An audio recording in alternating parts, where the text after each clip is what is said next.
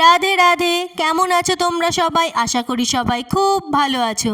গত বছর আজকের দিনে আমাদের আশ্রমে শ্রী রামকৃষ্ণ মহারাজ দেহ রেখেছিলেন। সেই উপলক্ষে আজকে আশ্রমে এই মহোৎসবের আয়োজন করা হয়েছে।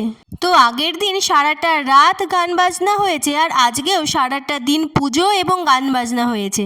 তো এই পুজোর প্রধান প্রসাদ হচ্ছে চিড়ের প্রসাদ, আর এই প্রসাদটা আমাদের এতটাই পছন্দের যে এই প্রসাদ নেওয়ার জন্য আমরা কি কাণ্ড করেছি একবার দেখো।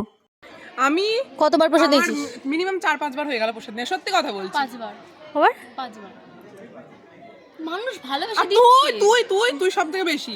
তুই তোর মায়ের সাথেও খেয়েছিস। মায়ের সাথে খাইনি, তোদের সাথেই যতবার খেয়েছি। তোরা 5 বার হলে আমি 5 বার। 2 বার দিয়েছে, এই মামির সাথে 2 বার নিলাম, 4 বার, রাজীব দার সাথে 1 বার নিয়েছি, 5 বার, আর ওই ভাইটার সাথে 1 বার নিয়েছি, 6 বার, আর সুভাষ মামা দিয়েছে 1 বার।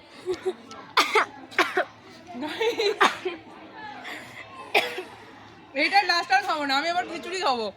আজ তবে আসি, তোমাদের সাথে দেখা হচ্ছে অন্য কোনো ভিডিওতে। ততক্ষণে চলো সবাই একসাথে বলি হরে কৃষ্ণা।